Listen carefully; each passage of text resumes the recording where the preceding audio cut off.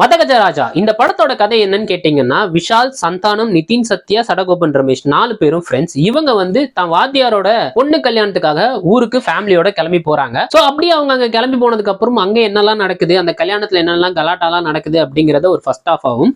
அதுல தன் நண்பர்களுக்கு இருக்கிற பிரச்சனைகள்லாம் சால்வ் பண்ணணும்னு நினைக்கிற விஷால் சந்தானத்தோட பிரச்சனையை அங்கேயே சால்வ் பண்ணிடுறாரு. மத்த 2 பேரோட பிரச்சனைக்கும் ஒரு பெரிய ஆள் காரணமா இருக்காரு. சோ அவர் யாருன்னு பாத்தீங்கன்னா சோனு சூத். அவருக்கு பின்னாடி மணி, மினிஸ்ட்ரி, மீடியான்னு 3 பவர்ஃபுல்லான விஷயங்கள் இருக்கு. அதை வச்சுட்டு அவர் வந்து என்ன ஒண்ணுமே பண்ண முடியாதுன்னு சொல்லும் போது அவர்கிட்ட இருக்கிற அந்த 3 எம்மையும் புடுங்கி தம் ஃப்ரெண்ட்ஸுக்கு எப்படி நீதி வாங்கி கொடுக்குறாரு அப்படிங்கிறது தான் மதகஜராஜா படத்தோடைய மீதி கதை. அண்ட் இந்த படம் வந்து உங்களை கண்டிப்பா என்டர்டெயின் பண்ற அளவுக்கு பயங்கர காமெடியான ஃபன்ஃபில்டான ஒரு படம். கலகலப்பு மாதிரி ஒரு படம் பார்க்கணும் அப்படின்னு நினைச்சீங்கன்னா கண்டிப்பா இந்த படத்தை நீங்க போய் பார்க்கலாம். அண்ட் ஓஜி சந்தானம், அதாவது நம்ம பிரைம் டைம்ல இருந்த சந்தானத்தை திரும்ப பார்க்கணும்னு நினைச்சீங்கன்னா நீங்க மறக்காம இந்த படத்தை போய் பார்க்கணும். ஏன்னா அந்த அளவுக்கு அவரோட காமெடி கவுண்டர்ஸ் எல்லாம் வேற லெவல்ல இருக்கு.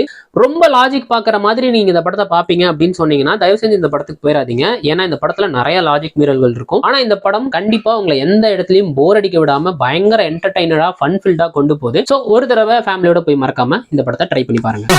மறக்காம சர்ப்ரைஸ் பண்ணுங்க.